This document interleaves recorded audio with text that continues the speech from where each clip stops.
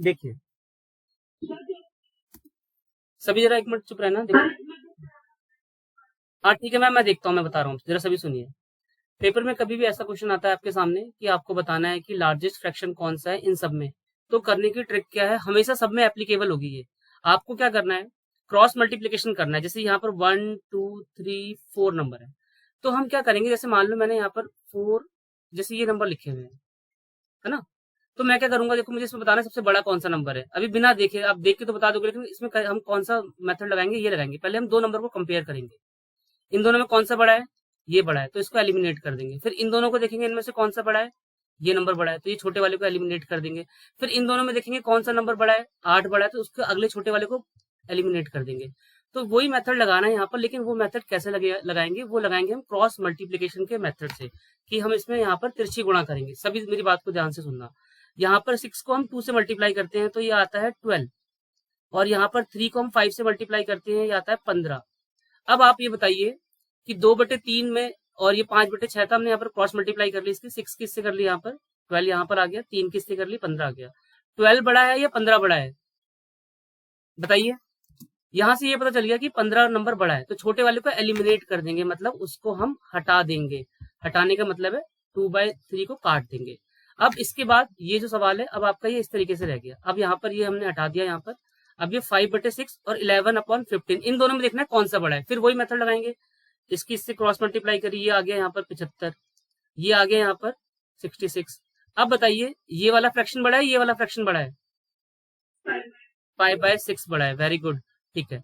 तो अब इसको एलिमिनेट कर देंगे, मतलब कंपेयर करने पे जो छोटा मिलेगा उसको आप हटाते जाएंगे, ये हट गया यहाँ से। अब इसके बाद यहाँ पर हमने दो नंबर एलिमिनेट कर दिए। दो नंबर कौन कौन से एलिमिनेट करें, वो मैंने एक तो ये एलिमिनेट कर दिया, एक तो ये एलिमिनेट कर दिया। अब ये बच गए। अब इसकी मल्टीप्लाई करो, इससे कितना आएगा, 40। ये कितना आएगा यहाँ पर, 42। तो इनमें से कौन सा नंबर बड़ा है, 7/8। हाँ, तो 7/8 जो है सबसे ग्रेटेस्ट नंबर है। सेकंड क्वेश्चन ट्राई कीजिए इसी मेथड से। एक बार हम चेक कर लेते हैं कि क्या इसमें कौन सा नंबर बड़ा है, और हम इसको कैसे करेंगे। यहाँ लिख लेते हैं 2/7, 1/3। पहले इन दोनों को कंपेयर करते हैं, यहाँ से इसकी क्रॉस मल्टीप्लाई करी, ये आएगा 6, ये आएगा 7। तो इन दोनों में से फ्रैक्शन में किसकी वैल्यू बड़ी है, यहाँ पर 7 की बड़ी है, तो इसको एलिमिनेट कर देंगे, मतलब इसको काट दीजिए, ये हट गया। अब 1/3 बचा। अब 1/3 को किससे कंपेयर करना है, 5/6 से। फिर क्रॉस मल्टीप्लाई करेंगे, इसको हटा दो आप, ये नंबर हट चुके हैं। अब इसकी मल्टीप्लाई करेंगे, ये कितना आएगा यहाँ से 6, ये कितना आएगा यहाँ से 15। तो इनमें कौन सा नंबर बड़ा है, 5/6 बड़ा है, मतलब 1/3 को एलिमिनेट कर देंगे, ये भी हट गया। अब इसके बाद अब इन दोनों नंबर में करना है, मतलब 5/6 को अब 3/4 से कंपेयर करना है। इसके इससे मल्टीप्लाई करिए, ये कितना आया यहाँ से 20, ये कितना आया यहाँ से 18। तो सबसे बड़ा नंबर कौन सा निकला आपका, 5/6। ये सबका आंसर आया था। आपको बताना है कि इसमें सबसे स्मॉलेस्ट कौन सा है, ठीक है। 5/7 आपका आंसर है मैम, ठीक है। अभी चेक करते हैं, ठीक है, ठीक है, एक बार चेक करते हैं दोबारा से। 7 और 9 की यहाँ पर मल्टीप्लाई करी, 7 9 से 63 होता है। इसकी इससे मल्टीप्लाई करी, ये होता है 42। इनमें स्मॉलेस्ट कौन सा है, बड़ा नहीं लेना है, स्मॉलेस्ट लेना है, तो मतलब बड़े वाले को एलिमिनेट कर देंगे। हाँ, तो 7/9 कंपेयर करेगा 4/5 से। यहाँ से मल्टीप्लाई करी, ये आ गया 35, ये आ गया 36। तो छोटा कौन सा नंबर है, हमें वो लेके चलना है, ये 7/9। अब 7/9 कंपेयर करेगा किससे, 5/7 से। अब यहाँ पर मल्टीप्लाई करी, ये आया 49, ये आ गया 45। तो छोटा कौन सा है, 5/7 जो है वो छोटा है, ठीक है। इस तरीके से आपको पेपर में करना है। करने के बहुत सारे मेथड हैं, लेकिन सबसे आप एक तरीके से इसी मेथड से अप्लाई करना, ठीक है। गलत होने के चांसेस बहुत कम होंगे। अब ये जो क्वेश्चन क्या कह रहा है, हिंदी में बता देता हूँ, इंग्लिश वाले इसमें पढ़ लेना। इसमें ये कह रहा है कि एक पिकनिक पार्टी में जो मेंबर हैं, जितने मेंबर हैं वो अपने से दुगना कंट्रीब्यूट करते हैं। मान लो कि यहाँ पर जो गैदरिंग हुई है लोगों की, वो बहुत सारी है, वो मुझे पता नहीं है कितनी है। ये है, मान लो बहुत सारे लोग हैं, ये एक्स हैं, लेकिन ये पैसे कितने दे रहे हैं, अपना कंट्रीब्यूट जो कर रहे हैं वो ट्वाइस कर रहे हैं जितने हैं ये रुपीज में, तो मतलब 2x दे रहे हैं वो। तो अब देने के बाद जो पैसे का कलेक्शन हुआ है वो कितना हुआ है, इतना। तो x इंटू 2x बराबर 3042। 2 से इसको काट देंगे। मैम क्लास स्टार्ट हुए, एक टॉपिक बता दिया मैंने, अभी करा दूंगा। अभी देखो, x² बराबर 1521, ये किसका होता है अंडर रूट, किसी को याद है, 39 का, तो 39 इसका आंसर आ जाएगा। ये कह रहा है each member of a picnic party contributed twice as many rupees as the total number of members. तो ये कह रहा है कि एक पिकनिक पार्टी में जितने भी आदमी होंगे, मान लो यहाँ पर जितने भी आदमी हैं, इनकी संख्या मुझे पता नहीं है अब कितने हैं, तो इनको मैं मान लेता हूँ ये जो है ये एक्स है। लेकिन ये जो यहाँ पर रुपीज को कॉन्ट्रीब्यूट कर रहे हैं यहाँ पर, वो कर रहे हैं ट्वाइस, जितने हैं ये, मान लो अगर ये 100 है तो 100 का डबल कॉन्ट्रीब्यूट कर रहे हैं, 200 कॉन्ट्रीब्यूट कर रहे हैं। तो इसलिए मैं यहाँ लिख दूंगा 2x, जो इन्होंने रुपीज दिए हैं। ये पर्सन हो गए, यहाँ पर ये रुपीज हो गए। अब इनका कॉन्ट्रीब्यूशन कितना होता है यहाँ पर, इतना होता है। तो ये बताना है आपको कि इस जो पार्टी में कितने मेंबर हैं, ठीक है, सदस्यों की संख्या कितनी है पार्टी में। तो सदस्यों की संख्या मानी है मैंने यहाँ पर x, और जो कंट्रीब्यूट कर रहे हैं वो कर रहे हैं 2x पैसों में। तो अब क्या करेंगे, इन दोनों को मल्टीप्लाई कर देंगे। मल्टीप्लाई कर देंगे, ऐसे हो जाएगा x इंटू 2x बराबर 3042, ये रुपीज है, ठीक है। आप ऐसे तो निकालोगे, जैसे मैंने बोला 5 यहाँ पर पर्सन है, वो 20-20 रुपए दे रहे हैं, तो कितने रुपए कलेक्ट होंगे, 100 रुपए। तो ये आपने 100 रुपए कैसे निकाले, यहाँ पर पर्सन और यहाँ पर वो कितने कंट्रीब्यूट कर रहे हैं, ईच पर्सन जो 20 रुपीज दे रहा है। तो अमाउंट कैसे निकलता है, जितने पर्सन है और जितना कंट्रीब्यूट कर रहे हैं पैसे, उनको मल्टीप्लाई करके निकलेगा टोटल अमाउंट। तो मैंने भी वही किया, यहाँ पर मैंने एक्स जो माना है, ये माना है कि पार्टी में एक्स पर्सन थे और इन्होंने कॉन्ट्रीब्यूट किया यहाँ पर 2x यहाँ पर, तो उसकी मल्टीप्लाई कर लेंगे। 2x बराबर 3042, इसको 2 से कैंसिल कर देंगे, ये होता है 1521। अब ये किसका होता है स्क्वायर रूट, 39 का। 39 इसका आंसर आ जाएगा। आप चाहते तो इसको ऑप्शन से भी निकाल सकते थे कि 1 किसका आएगा, रूट 2 का तो आएगा नहीं, 32 का आएगा नहीं, 40 का आएगा नहीं, 39 का आएगा। कि ऐसे जितने भी सवाल होते हैं, ये जब ये ऐसा होता है, हिंदी में इसको ऐसे पढ़ेंगे कि एक नंबर को जब 119 से भाग किया जाता है तो शेषफल 19 बचता है। यदि इसी नंबर को 17 से भाग किया जाए तो रिमाइंडर कितना आएगा। तो ऐसे सवालों के लिए मैंने ट्रिक बता रखी है कि आपको बस r लिखना है अपॉन n लिखना है। अगर स्क्वायर कहीं क्वेश्चन में लिखा हुआ है तो आप स्क्वायर लगा दीजिए, फिर n लगा दीजिए। अगर क्यूब लिखा हुआ है तो आप क्यूब लिख दीजिए और n लगा दीजिए। n यहाँ पर रिप्रेजेंट कर रहा है नंबर को और r यहाँ पर रिप्रेजेंट कर रहा है शेषफल को हिंदी में, और इंग्लिश में रिमाइंडर को रिप्रेजेंट कर रहा है। जैसे अभी सवाल को देखते हैं, इसने ये बोला है कि जब हम एक नंबर को 119 से भाग करते हैं तो 19 रिमाइंडर आता है। तो हमें क्या देखना है पेपर में, रिमाइंडर देखना है। r हमने देख लिया और n कितना है यहाँ पर, if it is divided bye 17, तो ये नंबर है। तो हमें क्या करना है, 19/17 लिखना है। जब इसको इससे भाग करेंगे तो कितना आएगा शेषफल, ये देखना है। शेषफल कितना आएगा, 17 एकम 17, 2 आ जाएगा, तो 2 इसका आंसर हो गया। तो ऐसे ही अब 2-3 सवाल आएंगे आपके सामने, ये सभी जरा नोट कर लें अपनी कॉपी में। रिमाइंडर के लिए कहीं भी पेपर में रिमाइंडर आता है तो इसी तरीके से करना है। सुनिए कैसे करेंगे इसको। हाँ, हमें जब हमने सवाल पढ़ा, a number when divided by 6, ठीक है, रिमाइंडर देता है वो 3। When the square of the same number is divided by 6, the remainder is what. तो इसने ये पूछा हुआ था कि आप ये बताइए कि पहले हमें देखना रिमाइंडर कितना है 3, और यहाँ पर नंबर कितना है 6। बस हमें ये पढ़ना था, स्क्वायर है तो स्क्वायर लगा दो, बस ये आ जाएगा 9। जब 9 को यहाँ पर 6 से डिवाइड करेंगे, इसको कोई काटेगा नहीं, ठीक है, इसको कोई सिंप्लीफाई नहीं करेगा, तो आंसर चेंज हो जाएगा आपका 3। सही है आपका आंसर। देखिए कैसे करना था, हमें क्या करना होता है, जो क्लास जिन्होंने नहीं ली है जरा सुन लीजिए। ऐसे कोई भी नंबर होंगे तो हमें लास्ट के नंबर लिखना है, लास्ट का नंबर लिख के उसके फिर जो पावर है ना, पावर में लास्ट के 2 डिजिट को लिखना है बस जी। तो इसी तरीके से अब इसमें भी कीजिए। 5 है, 5 इसके लास्ट के 2 डिजिट कितने हैं, 17, और ये 1, ये कितना है 91। अब मैंने ना ये सबको पढ़ाया था सर्कुलर रोटेशन में, सबको याद होना चाहिए। आप इतनी जल्दी आंसर निकाल रहे हो, बहुत बढ़िया, ऐसे आंसर निकाल लिया करो कि 5 के साथ किसी भी इवन नंबर की मल्टीप्लाई करते हैं तो 0 आंसर आ जाता है। तो ये देखो मैम, ये 5 है यहाँ पर, और यहाँ पर ये क्या है, इवन नंबर है, तो मल्टीप्लाई करके अपने आप ही 0 आ जाएगा। वैसे भी सॉल्व करके मैं दिखाता हूँ, 0 आएगा। देखो कैसे करना है। 1 की पावर कुछ भी होती है 1 ही होती है, ये 3 सभी नोट कर लें। 1 की पावर कुछ भी हो 1 होगा, 5 की पावर कुछ भी हो 5 होगा, 6 की पावर कुछ भी हो 6 ही होगा। तो अब देखो 5 की पावर कुछ भी है 5 ही लिख दीजिए। अब इसको सॉल्व करना पड़ेगा, तो ये कैसे करते हैं, 4 से इसको डिवाइड कर देंगे। 4 से डिवाइड करने पर रिमाइंडर क्या बचेगा, देखो जरा, वैसे ही कर लो जरा हाथों में ही। 9 दूनी 18, ये सॉरी 4 से डिवाइड करना है ना, 1 बचेगा। तो ये 4 × 5 × 1, इसको मल्टीप्लाई करके 20 आ रहा है, ऐसे 0 आ रहा है। तो ये टाइम वेस्ट होगा अगर आपको ये चीज पता होती सिंपल से कि ना 5n के साथ इवन कोई भी एक नंबर है, सम संख्या कोई भी है, तो उसका आंसर 0 आ जाना है। इस सवाल को प्रॉपर्टी पता होनी चाहिए हमें कि 5 की पावर कुछ भी है, मतलब अब पहले ये वाला एक्सप्रेशन लिखना आना चाहिए सबको, ठीक है। अभी वो 0 निकाल लेना आंसर, कोई दिक्कत नहीं है। पहले ये सबको पता होना चाहिए कि ऐसा सवाल पेपर में अगर आता है तो हमें सॉल्व कैसे करना है। हमें इकाई का अंक ही लेना है और बाद में हमें यहाँ पर दहाई का अंक लेना है, मतलब यूनिट लोगे, फिर यहाँ पर आप टेंस में लोगे। तो यहाँ पर 5 ले लिया मैंने, इसके लास्ट के 2 डिजिट ले लिए 51। अब यहाँ के लास्ट 2 डिजिट ले लिए मैंने यहाँ पर 28। ठीक है, अब मैंने ये आपको पढ़ाया हुआ है कि 5 की पावर कुछ भी दिखे आप 5 लिखिए, 6 की पावर कुछ भी हो 6 लिखना है। तो आप इसको अब यहाँ पर लिख दीजिए 5, ये आ गया 6। अब यहाँ पर क्या करेंगे, 4 से डिवाइड करेंगे इसको, 4 से डिवाइड कर देंगे, 4 1 जा 4, 4 3 जा 12, 2 आ गया। तो 2 जो कैरी हो गया ना, हमें ये जो रिमाइंडर बचता है ये हमें यहाँ लिखना होता है। अब ये कितना आ जाएगा, 5 6 ये 9, इन सबको आपने ऐड किया 20, तो लास्ट का जो यहाँ पर यूनिट है वो 0 है, 0 इसका करेक्ट आंसर है। ये कह रहा है, हाँ जी बताइए,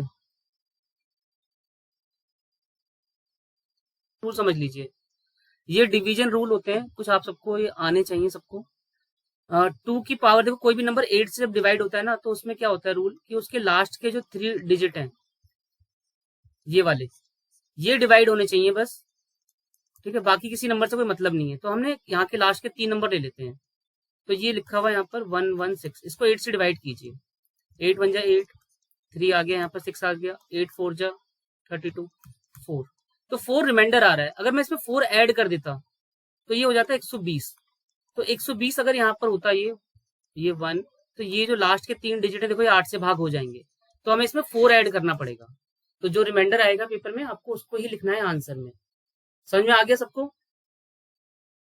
क्या करा हमने यहाँ पर, लास्ट के 3 नंबर लिए, लास्ट के 3 नंबर है 116, 116 को 8 से डिवाइड किया, क्योंकि 8 की प्रॉपर्टी होती है कि कोई भी नंबर अगर, देखो 4 का क्या होता है, 4 के लिए लास्ट के 2 डिजिट होते हैं, वो डिवाइड होने चाहिए 4 से, ठीक है। 8 के लिए क्या होता है, लास्ट के 3 नंबर होने चाहिए, और 16 के लिए क्या होते हैं, याद है किसी को, 4 नंबर होने चाहिए। ये कैसे चलता है, हाँ, 32 के लिए 5।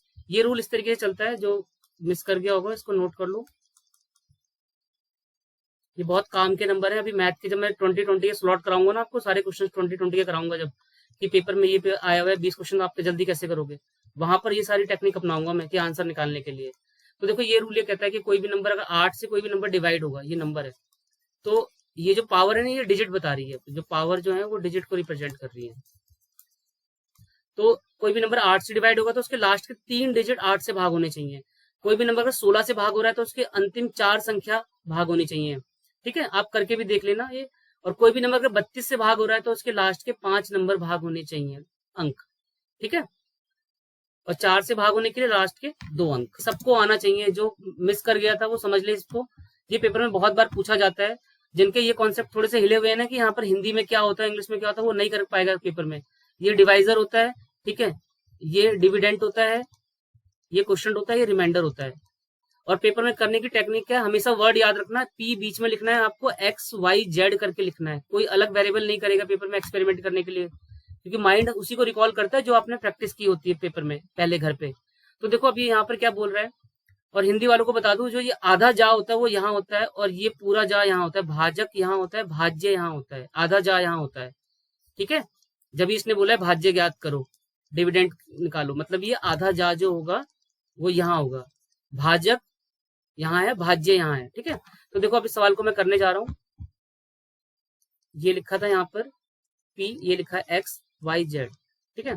तो इसने यहाँ पर बोला था कि जो डिवाइजर है ये 5 टाइम्स किसका है, क्वेश्चन का है, तो मैं इसको लिखूंगा 5 गुना है इसके बराबर ये, और 2 गुना है किसके, रिमाइंडर के बराबर, यही जो है 2 गुना इसके बराबर है। तो मैं इसको मैथमेटिकल फॉर्म में मुझे लिखना पड़ेगा थोड़ा सा।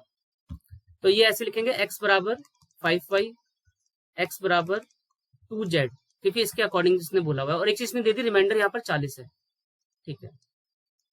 तो मैं यहाँ पर एक काम करूंगा, इस 40 को लेके यहाँ पहुंचूंगा, तो यहाँ पर एक्स की वैल्यू आ जाएगी, एक्स आ गया यहाँ पर 80, ठीक है। तो मैंने ये भी निकाल दिया, मुझे ये भी पता है। वाई की दिक्कत है, वाई देखो कहाँ लिखा हुआ है, वाई लिखा है एक्स बराबर 5y, तो एक्स की वैल्यू हमने निकाल ली है यहाँ पर, अभी 40 है, तो यहाँ लिखिए 40 बराबर 5y, इसको यहाँ से कट कर दीजिए, ये आ गया 16। तो अब मैंने तीनों चीजें निकाल ली यहाँ पर, ये आ गया 16, ये आ गया 80,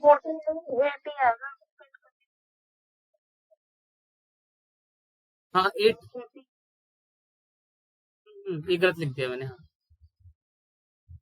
देखो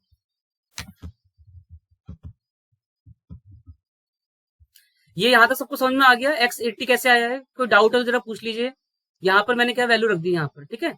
अब यहाँ पर क्या रखना है, मुझे 80 रखना है, तो 80 इक्वल टू 5 अब इसको काटेंगे तो ये 16 आएगा, ठीक है। 5 एकम 5, ये 16 आ गया। तो मैंने यहाँ पर क्या करा, x की वैल्यू मेरे पास आ गई है 80, y की वैल्यू आ गई है 16, और रिमाइंडर कितना है आपको 40। अब इनको सॉल्व कर लो आप, इससे इसकी मल्टीप्लाई, इसको 40 ऐड कर लो, तो 80 गुणा 16 प्लस 40, ये मल्टीप्लाई कर लेंगे यहाँ से 48 4। ये वाले सवाल किसी के भी पेपर में गलत बिल्कुल नहीं होने चाहिए, ठीक है। थोड़ा 10 बार इसकी प्रैक्टिस करना, मैं 10 क्वेश्चन भेजूंगा इसके, तो ये कर लोगे। केवीएस में ये बहुत पूछा जाता है, ठीक है। होता क्या है, गवर्नमेंट ऑफ इंडिया एक्ट आता है 1857 की क्रांति के बाद।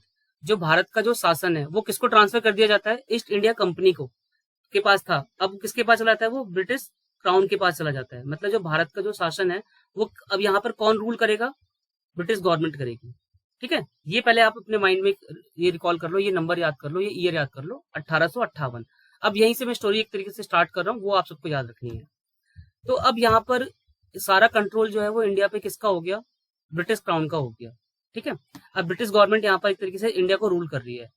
अब रूल करते करते क्या होता है कि अब सेकंड वर्ल्ड वॉर का सबको टाइम पीरियड पता है क्या है, जरा बताइए। नहीं मैम, 14 कहाँ है, 45 से 45 फर्स्ट का है या सेकंड का है।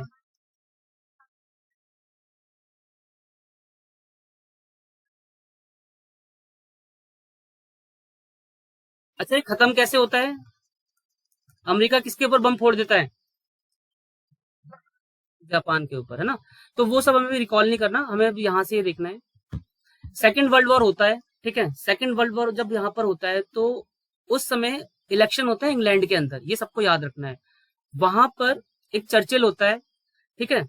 लेबर पार्टी सत्ता में आती है, लेबर पार्टी यहाँ पर जीतती है, ठीक है। लेबर पार्टी के जीतने के बाद ये भारत में क्या करती है, 3 अपने कैबिनेट के मंत्री को, जब पार्टी जीतती है तो जीतेगी तो यहाँ इनके एमपी होंगे, मेंबर ऑफ पार्लियामेंट होंगे, जो ब्रिटिश संसद में बैठेंगे, हाउस ऑफ कॉमन होता है जो। तो 60% सीटें लेके आती है यहाँ पर लेबर पार्टी। तो वो अपने 3 मेंबर्स को इंडिया, अब यहाँ पर ये अपना कैबिनेट मिशन भेजते हैं भारत में 24 मार्च 1946 को, 1946 को। कैबिनेट का नाम इसलिए दिया जाता है क्योंकि ये ब्रिटिश गवर्नमेंट के कैबिनेट के एमपीज होते हैं, मेंबर ऑफ पार्लियामेंट होते हैं। नाम याद रखना है आपको, अलेक्जेंडर, ठीक है, पैट्रिक लॉरेंस और क्रिप्स, ये 3 नाम आप याद कर सकते हो, बस याद रखना है आपको। अब ये 3 आते हैं भारत में, भारत में आने के बाद इनका काम क्या होता है, ये डिस्कस करते हैं कि हम एक भारतीय संविधान बनाएंगे।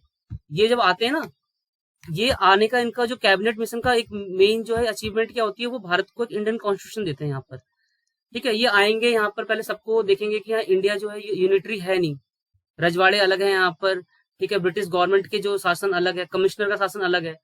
तो ये पूरा इनका रोल जो होगा इस बुक को बनाने का, ये बुक पूरी बन के तैयार होती है कंप्लीटली, तो बनती है वो आपकी 26/1/1950 के दिन, ठीक है। और वैसे कंप्लीट जो है पार्शली कंप्लीट होती है 1949 में, 26 नवंबर 1949। इस दिन हमारा कॉन्स्टिट्यूशन डे भी होता है, हमारा संविधान दिवस जो होता है वो 26 नवंबर को मनाया जाता है। तो ये भारतीय संविधान की बुक बन के तैयार हो जाती है। बुक जब बन जाती है, इस बुक में फिर आर्टिकल्स होते हैं, कुछ शेड्यूल्स होते हैं, कुछ आर्टिकल्स होते हैं। इसी को ही पूरा एक तरीके से इंडियन कॉन्स्टिट्यूशन बोलते हैं, ठीक है। वही हमें पढ़ना है। तो ये आते हैं, ये आके एक बुक बनाएंगे ये, ठीक है। उसके लिए बैठकें होंगी, कमेटियां बनेंगी, तो वो सब भी हमें याद रखना है। तो ये आ जाते हैं यहाँ पर, आने के बाद ये क्या करते हैं, ये भारत में आ जाते हैं। भारत में आने के बाद ये कहते हैं कि ठीक है, कैबिनेट मिशन भारत आता है, कहते हैं हम ना एक कॉन्स्टिट्यूशन असेंबली बनाएंगे, भारतीय संविधान सभा बनाएंगे एक, ठीक है। तो उसमें ये क्या करते हैं, इनके पास जो मेंबर जो होते हैं 389 मेंबर सदस्य हैं, वो टोटल इकट्ठा होते हैं। अब ये कहाँ कहाँ से आते हैं, जिसमें से 292 जो है ब्रिटिश प्रांत से आते हैं, जो 93 है वो जो रजवाड़े हैं, हैदराबाद, जूनागढ़, 93 रजवाड़े होते हैं उस समय 1946 के समय, 1946 में, तो वो पार्टिसिपेट करते हैं। 4 जो है यहाँ पर चीफ कमिश्नर प्रांत जो है, कमिश्नर का जो इलाका होता है, वहां से 4 सदस्य आते हैं। तो इस तरीके से 389 मेंबर्स जो है वो कैबिनेट मिशन